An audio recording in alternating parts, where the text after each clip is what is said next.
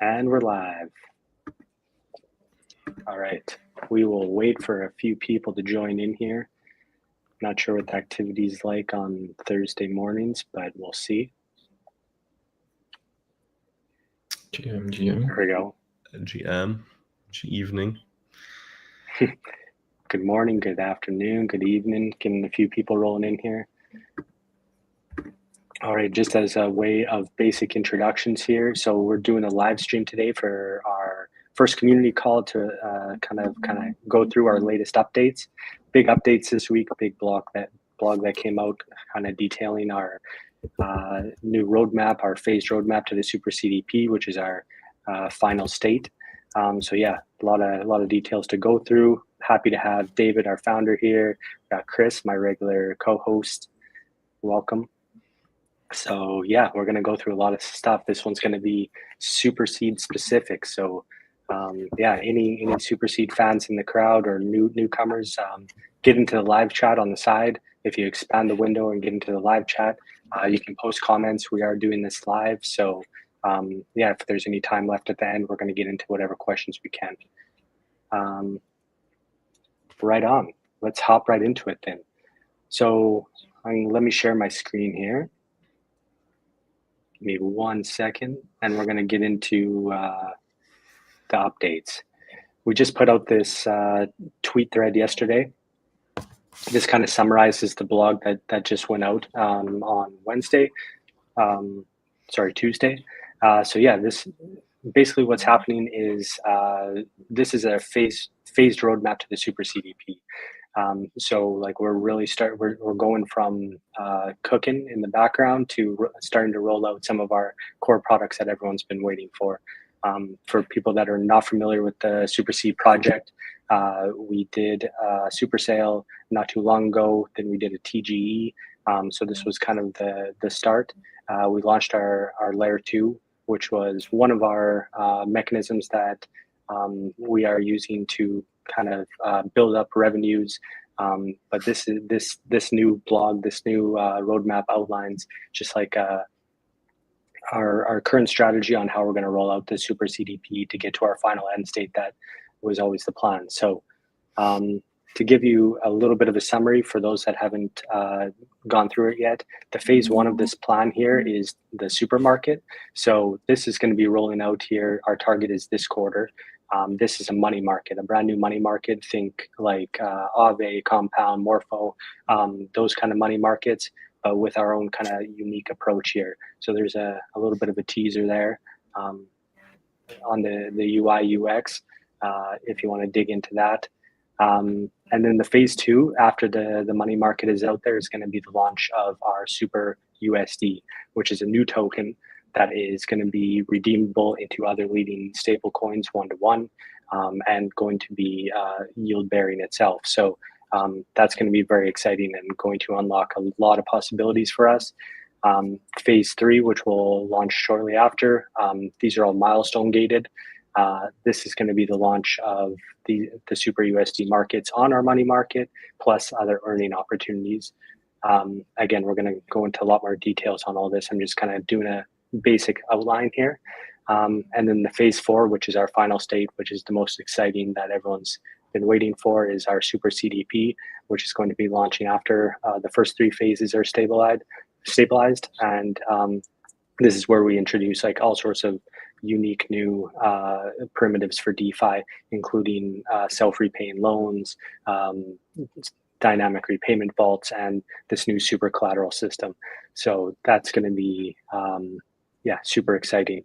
So the whole like we kind of outlined here, the whole point of doing it this way in this 4-phased approach is to try to solve this classic CDP chicken and egg dilemma. That is like, David's going to probably get into this, and maybe you can speak to this a little bit better right now, actually. Is like the problem that most CDPs have.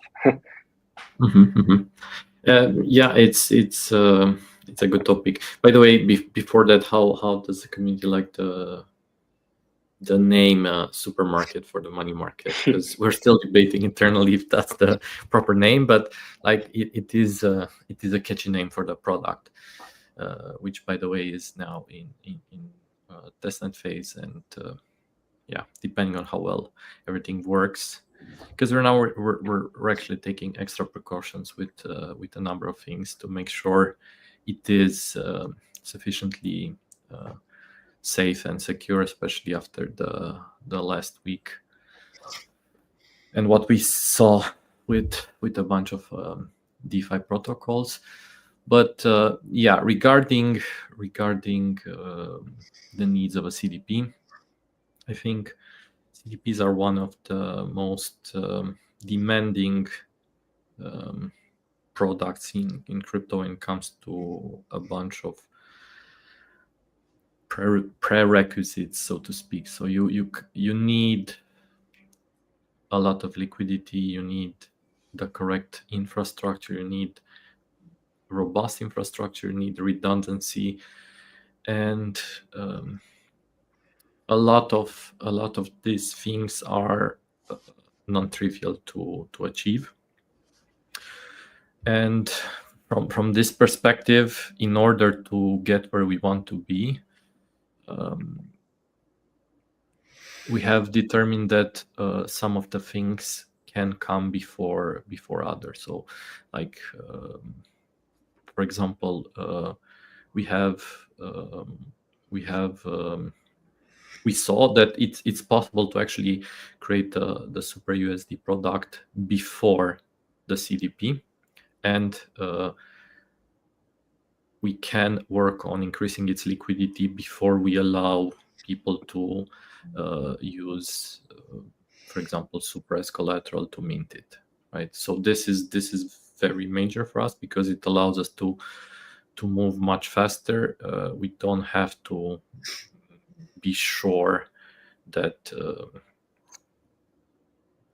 like there are a lot of other things that we can do before we reached the final state, so to speak, which is definitely important in our case.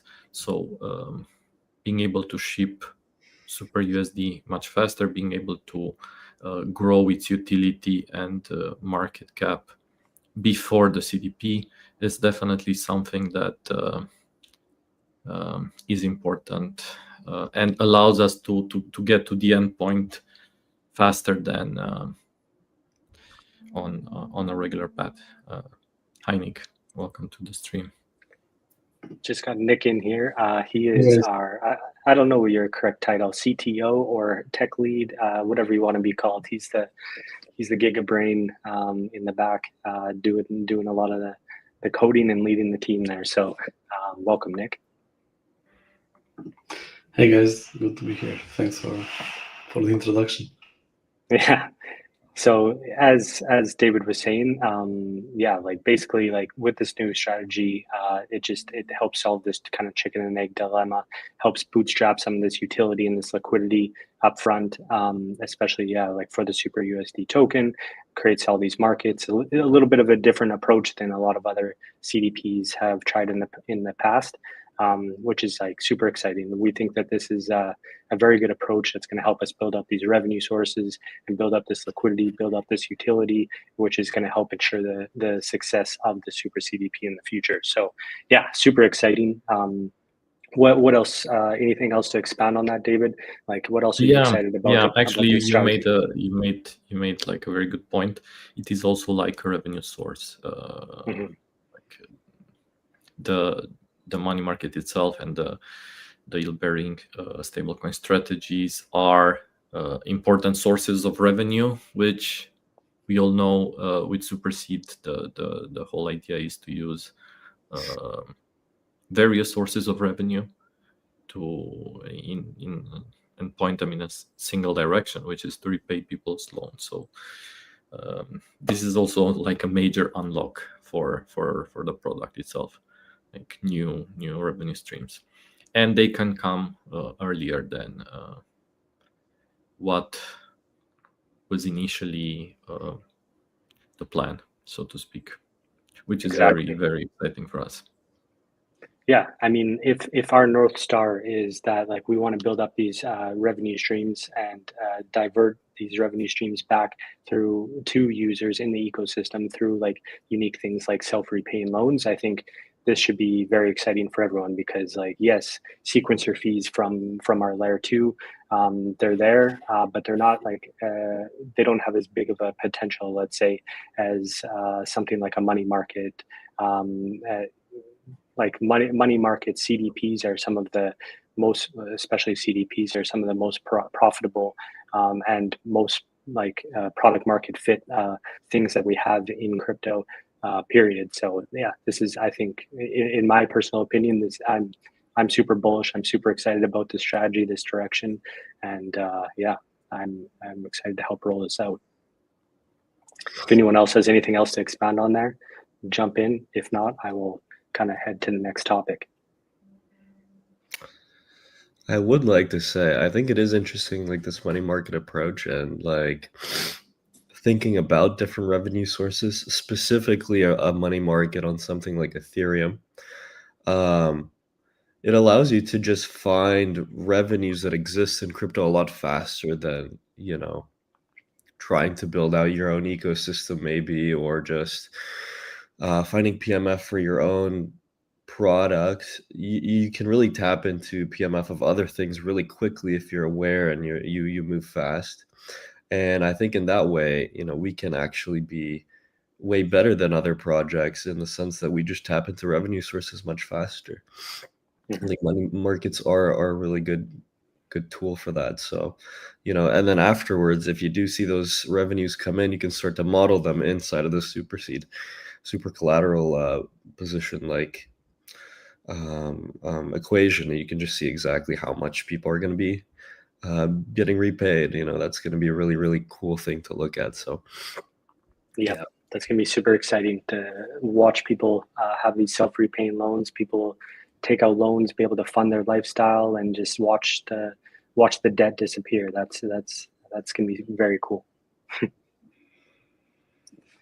On that note, okay, the supermarket, tentatively named the supermarket. Let us know in the comments. Let us know afterwards, like, what do you guys all think about that name? As David said, let's see. This is targeted to launch this quarter. Let's see what happens. But like David kind of spoke to, we are taking extra precautions. It's already on testnet. It's getting very close. But as everyone's seen, like with the stuff that's happened with Balancer recently, which we'll get into a little bit later, yeah, definitely more precautions are needed. Better to launch a little bit later, much more secure than rush these things. So yeah. Anyways, like I said, our supermarket, our money market is coming very shortly here, and I just want to, maybe I'll jump to David. Like, what is our strategy around that? Like, how are we gonna differentiate ourselves from other money markets like Aave, Compound, Morpho, that sort of stuff? What are your thoughts around this? Yeah, great question. We're not going to give out all the secrets, but one of the things that's important to note is we are at first targeting stables and yield-bearing stables in our money market. We want to allow people that are already familiarized with yield strategies for stable coins to have a market, especially for them. Right now, I think a lot of the existing money markets are places where people with crypto collateral are accessing loans in USDC, USDT, and so forth. And if you are someone who's looking to expand your yield or leverage your yield as a stablecoin enthusiast, so to speak, you're basically competing with people who have crypto collateral. So like you have let's say ETH as collateral, want to borrow against it. You're probably going to drive the interest higher for people who, I don't know, hold USDE or something and want to create a looping strategy and a bunch of things like that. So we're probably going to be the first stablecoin specific or stable plus yield token specific money market, and based on the assets that we allow as collateral, it will allow for strategies that you don't necessarily see right now. I think this is a very, very fast growing market. It is one of the only markets that tends to grow irrespective of like crypto prices. So stable coins have been on a upward trajectory for a while and are now growing even faster since there's more clarity, regulatory clarity in the markets. We know now that the US is very bullish on stable coins. We have new entrants coming all the time. There are projects that are launching yield-bearing stable coins, but also like regular stable coins. They want to expand, and we want to serve that market. Fiat, I have a saying inside the team, like crypto, like is limited, but like fiat is unlimited, right? So the amount of fiat coming to crypto will probably continue to just grow because there is no cap to the amount of fiat.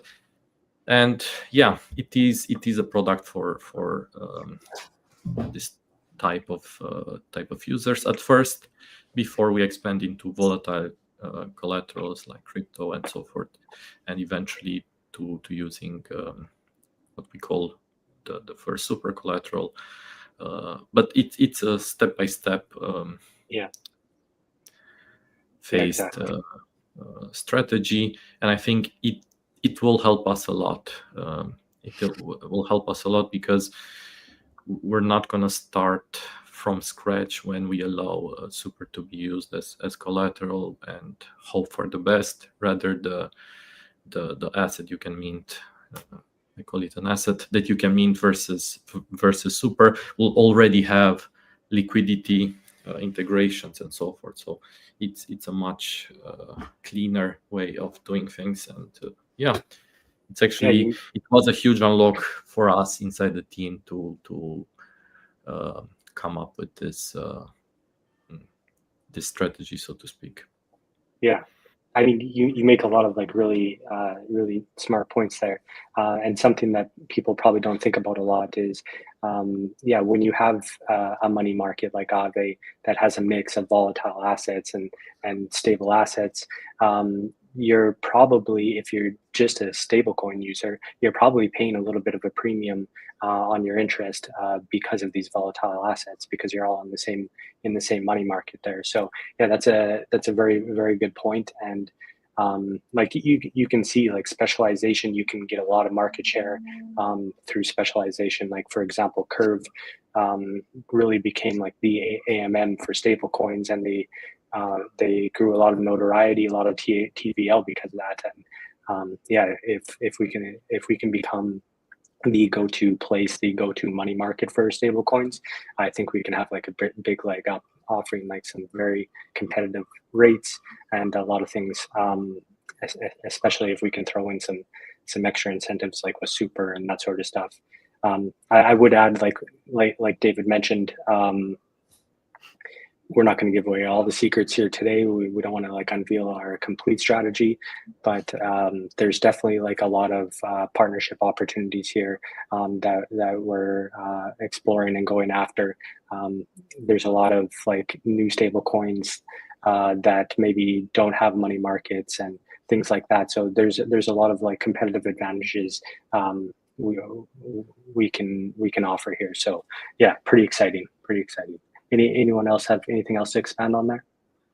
Yeah, I would say even without incentives, like if you think about it, if you are in a market that's competing for, let's say, USDC, like you want to borrow USDC, and there are also volatile assets in that market as collateral, like ETH and so forth, chances are the actual rates or the borrowing rates will be higher if there's more risky collateral as well in the same market, competing for the same pool of stables, versus one where it's like yield-bearing stables and stables.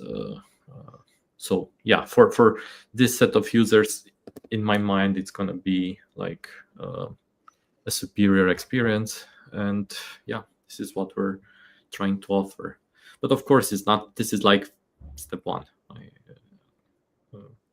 We want step one to be very, very good, but it's still just one step out of a journey that involves multiple steps. And Exactly. the final step remains allowing people to use Super as collateral and not have to pay their loan backs. That's where we are. That's the end goal. Yeah. Exactly. Nick, Chris, anything else to expand on there before we move on to the next topic there? I'm good, thank you. Sounds good. Yeah, as David mentioned, like this is just phase one. And phase two, another question that a lot of people were asking about, which we've kind of like touched on a little bit, was like, okay, what about this Super USD? Like, what is that? Like, what are the details behind that? Any more details you can unveil? So just again, the rough summary here is that like Super USD is designed to be redeemable one-to-one in other leading stablecoins. And these redemptions are designed to be instant. And the nice thing that gives people assurances is that like by doing it this way, if the price drifts below $1, arbitrageurs are highly incentivized to close that gap and bring it back because they can redeem them safely into one-to-one into other leading stablecoins. So you can kind of like it's one way.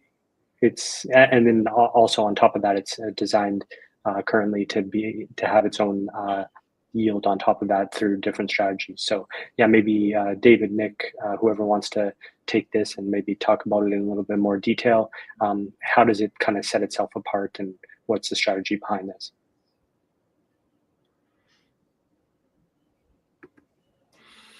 Yeah, so we haven't disclosed much in terms of details here because some of them depend on various partnerships that we are working on. But you one way of explaining it that our head of product uses when we discuss this is like, you can think of it like an index of yield-bearing stablecoins, because it will be backed by yield-bearing stablecoins and redeemable for USDC, for example. It's a way to get exposure to a basket of them, and in theory, there are yield opportunities that open up this way that are when it comes to specifics here, right now it's not yet the time to do that. We're much closer to the money market than we are to the second phase, which involves Super USD. But yeah, generally speaking, you can think of it like this will be a way to swap your USDC, for example, into a yield-bearing token, let's call it like that, that's backed by a basket of other yield-bearing synthetic dollars. And eventually, as liquidity for this asset is established and it hits the parameters that we are comfortable with, it will be possible to mint it not just using those types of assets, but also using volatile assets, ETH, BTC, and eventually Super. And then with Super, the idea is that of a super collateral, where if you maintain certain thresholds, you don't even have to repay your loan because all the fee sources are used for that specific purpose. But yeah, it's a way of choosing like the chicken and egg problem. You just decide, okay, we're gonna start with the egg, and then we'll get the chicken. I think that's a super interesting way of thinking about it. Like it's like an index for like leading yield bearing stable coins. That's pretty cool. It also kind of like helps diversify out your risk amongst these, which is pretty cool. And then like you mentioned, like if the end goal is the SuperCDP and being able to like mint this, then like it makes sense helping solve that chicken and egg problem to establish some of this like liquidity and utility and have a little bit more trust around this before all that happens. And then it's also going to have these markets in the supermarket that you can kind of trade, borrow, earn, that sort of stuff. So that's I think it's a very unique approach in the space, and I think it's a winning strategy. I'm very excited about this. Maybe Nick can just like make a comment on where how's everything going with the development. You said we're on testnet phase now. What's your thoughts on all this? Sure. Maybe if I'm allowed to make another extra comment before that. Of course.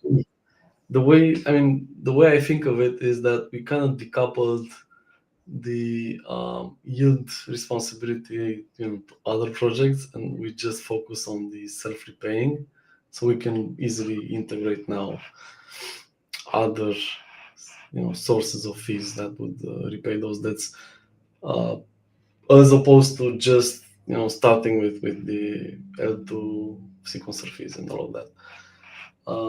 But I think that index of yield-bearing stables, I think that's a very good analogy. And regarding the supermarket, I guess that's the name now. It's supermarket. We're going with that for now. For now, we don't have any, like cart thematics for now, but we should probably start doing that. I totally agree. Well, the state right now is the following. It's in testnet. We are now testing. Mainly, the data aggregations are the ones that need to be calibrated the most. Some minor front end things like alignments, fonts, and all that stuff. But I think we're very much on track for our targets. Although you never know, right? We need to further investigate how the contracts are going to be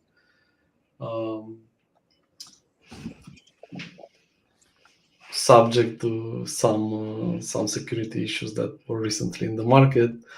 Exactly. It kind of leads us into that. Oh yeah. Okay. So maybe I. No. That's that perfect transition there, Nick.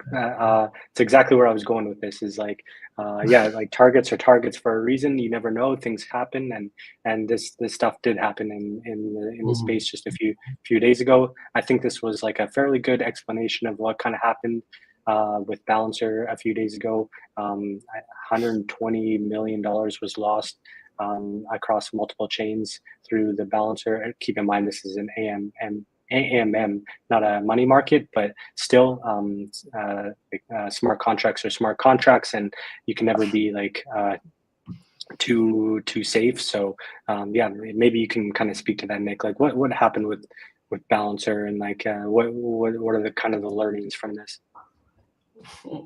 The learnings, there are many, I would say, but from what I've seen until now, is also in this BlockSec Falcon. Okay, in this post that you're showing, I haven't read this one specifically, but the take is basically two prices diverged, right?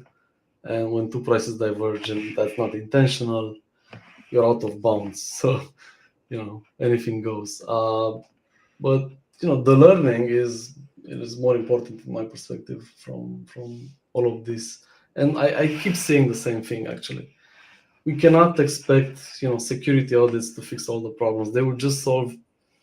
The way I say it is, development, has like let's say a final product, right? Let's say it's beta version, and you're ready for audit, which means that all your code is already internally audited. You think that it's the most polished, although not most projects go that way, right? They just hurry it up. It's not really ready, but they go into audits. I won't speak about those, right?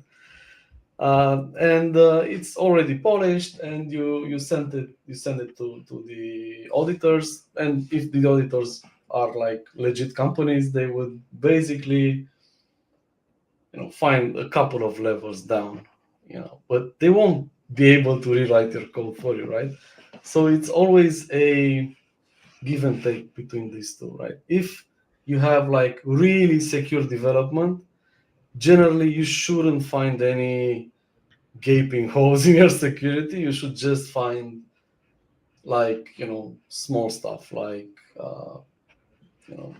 fixed versions of Solidity and stuff like that, but not gaping holes. But generally, that's not what happens. We know the flow. My perspective, so my conclusion on this is that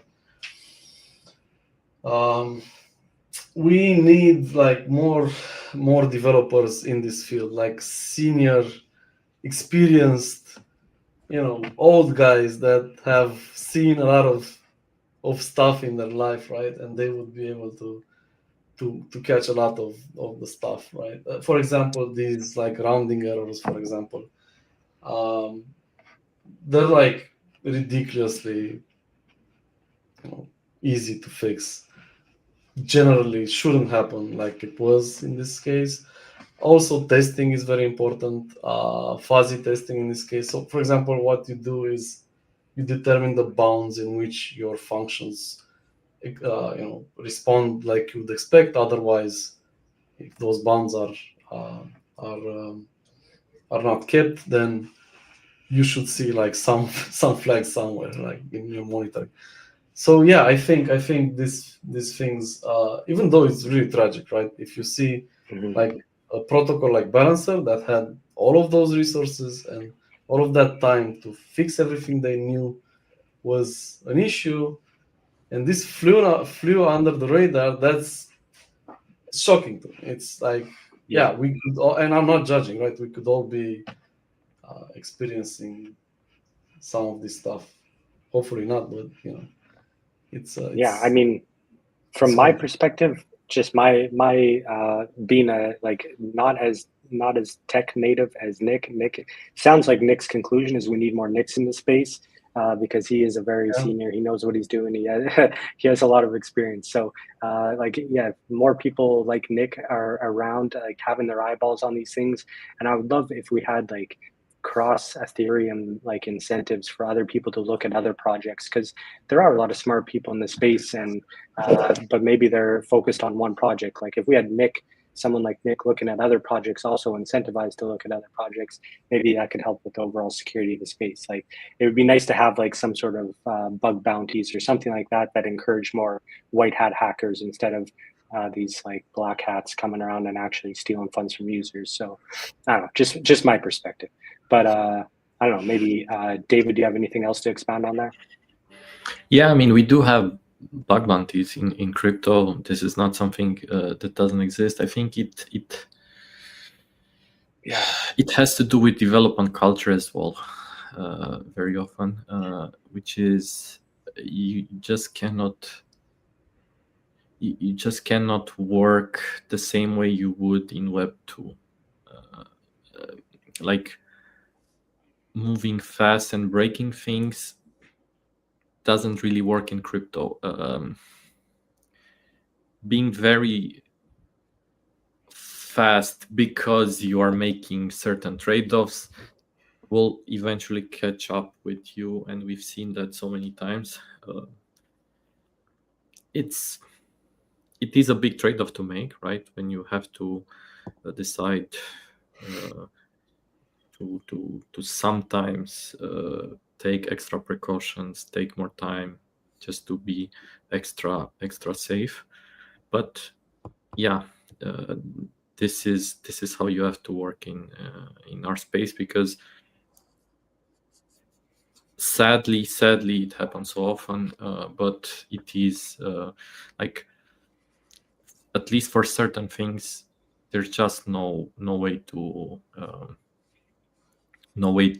ensure safety than by actually doing all the steps that are required, and that involves time. Yeah. Now, not everything Agreed. requires that, but like a lot of development that happens in crypto needs to happen in that certain way. And yeah, like, nobody is saying that, I don't know, Ethereum development happens extremely fast, but like, we know that it is very robust, right? We didn't have any like catastrophic bugs when it came to like Ethereum, for example. Yeah. People have been complaining over the years that things haven't happened as fast as they imagined, but like, Ethereum is still today here. A lot of others aren't. So yeah, it's a trade-off, but it's worth pushing towards security, even if you have to move a bit slower than others. Yeah, I agree. It's a great point. Yeah, like people, that's one of Ethereum's like kind of biggest criticisms, is that it moves slow. But yeah, at the same time, it moves a little slow on the development side. But like you said, like it's had the best, most robust security out of all the other competing smart contract platforms. So yeah, it's my only point about the bug bounties was like, for whatever reason, the black hats just want to be black hats and not white hats. I wish we could find like new I don't know, other ways to like increase the bug bounties so that the black hats are more incentivized and encouraged to be white hats instead. But yeah, I don't know what the solution there would be. But yeah, no, you guys both make some very good points. To not end things on a negative note here, I wanted to just take things a little bit more positive and optimistic, and I put out this post here about how early we are in the market. So I just want to kind of get everyone's kind of candid thoughts on this. Like, it's still like very clear that like we're under 10% adoption in global crypto, and I think, like, from my perspective, a little bit like what I wrote about, I think AI is going to like really speed up this adoption over the next couple of years here, because crypto is going to be the financial rails, the rails for AI. Like, you're not going to see AI like opening up bank accounts and stuff like that. They're all going to have crypto wallets, and it's going to be the rails that it runs on. So I have a feeling that like we're going to go from this early adopter phase under 10% to early majority closer to 50%, like over the next couple few years here, with the help of AI speeding things up. So that's my perspective. I would love to hear what you guys think about that. Whoever wants to jump in there. Yeah, I do agree that it's almost as if crypto is designed for robots, not for humans, right? Robots don't necessarily make some of the mistakes that humans might do when it comes to using. In theory, at least, right? In theory, at least, robots shouldn't have problems with keeping their private keys secure or whatever. Like, a lot of the design, Nick disagrees. Okay. Like, a lot of the design that we, a lot of how we have to design wallets and products in crypto has to do with the fact that humans make all sorts of weird mistakes, and then like a program, you just don't have to do all of that, right? You can just get to the point. Now, it remains to be seen what the impact of AI will be on crypto. It's still unclear to me, but I can foresee like the next 1 or 2 years being we'll probably see a lot of AI agents touching the blockchain and interacting and transacting. And I don't know, you might just give your agent a few $1,000s and tell it to search for the best yield opportunities that I don't know, fit your risk criteria and stuff like that, and not have to necessarily monitor everything. You just like assume it does what the parameters are that you created for that AI agent, and like a lot of the usage will not be from actually humans clicking on screens, but like AI agents using various protocols because it makes sense, and they generally know everything that happens in the markets and can look for the best opportunities and so forth. So yeah, I would be very surprised if that doesn't happen. And I agree. yeah, when we design things, we have to probably keep that in mind as well, like make sure that it's we're not blocking the AI, so to speak. Yeah, that's a very good point. Nick, you have something that you want to say? I can tell. How can you tell? You're a mind, man. Yeah, I mean, I agree with what David says, actually. Going with that example and, to its logical conclusions, I think we can look at AI as being just, another interface, right, for productivity, generally speaking. If it's trading, if it's, finding arbitrage or whatever, that's going to be productivity in the market, right? But at the same time, and I agree with the fact that humans are way more clunky when it comes to the UX. So you have to have like good UX designers so that the human mind would wrap around it well and no mistakes are done, and all of that security inefficiency goes away and all of that. Making it.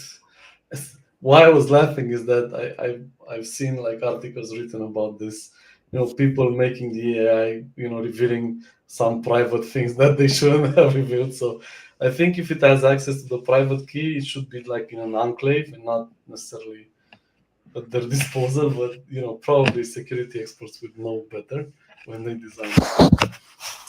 But I think it all comes down to the productivity it actually brings, right? Because if you have like some competitive advantage, either if you make it public, if it's like a commercial product, then you have a lot more competition, so your yield would decrease, right, with that product, meaning the AI.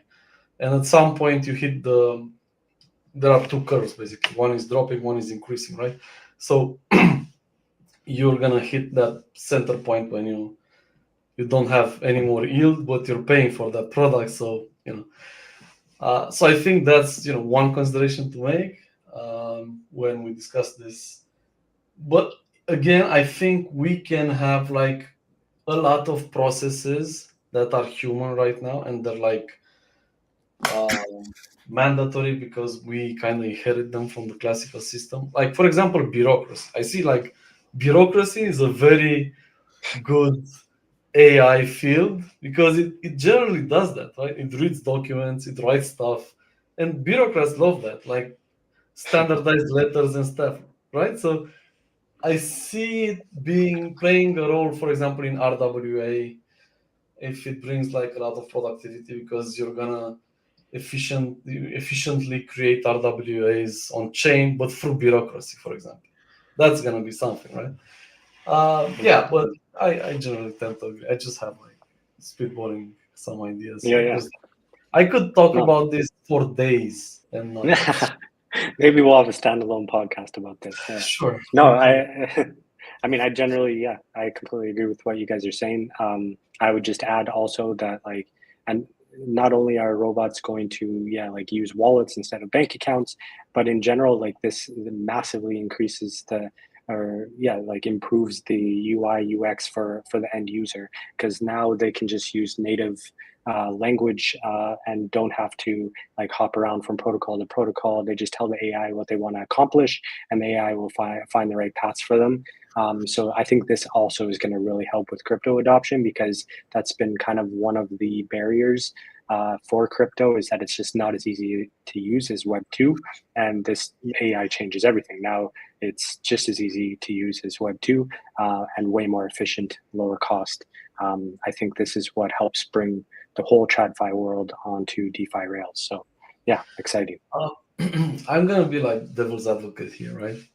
And I could just say, Please. okay, but I will also have like a counter argument to that devil's advocate argument, okay? So I could just say, yeah, but banks have APIs, right? So, and they could be like MCP servers, right? So you could use that. But APIs aren't as secure as, just sending transactions to decentralized nodes.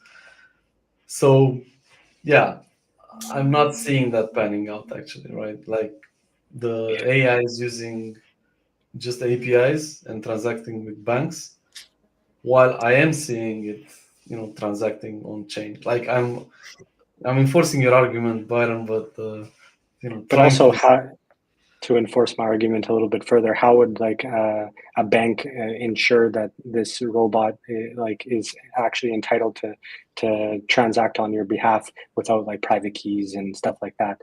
Authentication on APIs is pretty easily done. It's just that sometimes it's not that secure, right? That's the issue.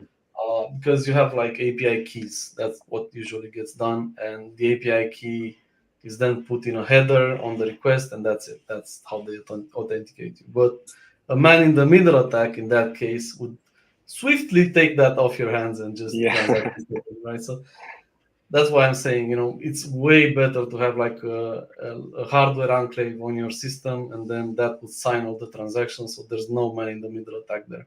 You can't basically. How it works in crypto is that you send data and you send the signature, right? So you basically, what you do is you recover the signing address out of the signature plus signed data. If you change the data in any way, shape, or form, the signature doesn't work. Your address is not the same, so it doesn't work, right? It's asymmetric encryption. So the conclusion is crypto wins. It wins because it allows agents to operate more freely, right? Because even if like the tech would be there, right, when it comes to banking, it's like the banks put in a lot of effort to make sure that you're the one transacting, right? So like you constantly have to authenticate if you use online banking. Like you have to sign in ways that prove that you're the one making the transaction. If you want to transact, like I cannot go to the bank and transact instead of Nick, right? Even if Nick says, hey, it's fine, you can use, I'll call the bank and tell them it's fine, or I'll send them an email, it's fine that David is coming tomorrow, and sending a transaction from my bank account to like a written note or whatever. No, it's just not going to work like that. You always have to come in person. And basically, I don't see a very fast path for AI agents to be able to use our bank accounts in a legal way. What would they do even, right? I mean, what even would they do there? Because in crypto, you have access to whatever the bank is doing on your behalf, generally, like transacting on different markets or whatever, buying some products like financial products and derivatives and stuff. Right, when you go on, let's say, ING's interface, you can just basically grab a credit or, I don't know, just pay somebody, right? That's it. So you wouldn't have access to all of those products anyway in our current banking system. So there's like one extra step to be added to whatever we just discussed. And extra steps mean inefficiency. So yeah, I agree. And time, yeah, of course. I don't think that even like banks are even gonna be motivated to actually give end users this type of. I don't think it's even legal, to be fair. Not sure. Probably not. Yeah, because who's liable in that case, right? It's going to be the AI agent. It's going to be the user because they did something, right? It's unclear. So yeah, at least in crypto, there is the freedom where you can just give them your crypto assets and tell that some agent to, I don't know, maximize yield or like minimize risk, but find good. Well, I think you can do like both. You have one that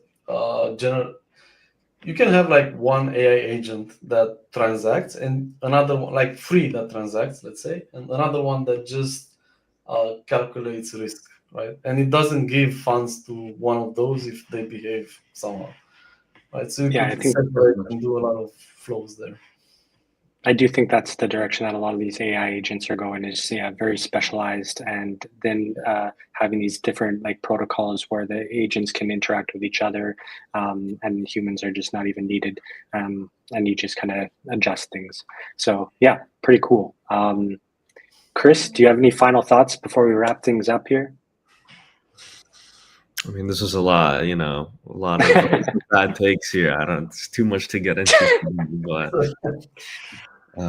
yeah, I think definitely, as you said, crypto does seem to be made for AIs. I'm excited to see that curve immediately go up in terms of adoption very, very quickly. And I think you're right, it will happen because of AI. So, I expect the landscape to change a lot. There's a few projects that are working on these agents that can actually function on chain and do things and act as an interface for users, which is interesting, but I think there's still a lot of work to be done. So, well, if agents are scraping this video, scraping this content, we just want to let you know that Superseed Money Market, the supermarket, is very agent friendly. We're welcoming all agents to come collect their yields. So yeah, get in there. You won't have to click that you're not a robot. We'll allow you. And the picture is simple, right? So SUPR, just transcribe this. Yeah, it's perfect. So yeah, just to wrap things up here, again, thanks David, thanks Chris, thanks Nick, thanks for everyone for showing up here. Super helpful. We got through a lot of details here. I encourage anyone that maybe showed up late or maybe rewatch this, or for sure go to our X here and check out this article we wrote, the Superseed Phased Roadmap to SuperCDP. A lot of exciting details there, and yeah, excited for this money market launch here in hopefully this quarter. So yeah, thanks for everyone for tuning in, and we'll be on our socials. If you have any extra questions, happy to always follow up each day and get to you. So yeah, thanks everyone. Thank you. Cheers. Bye.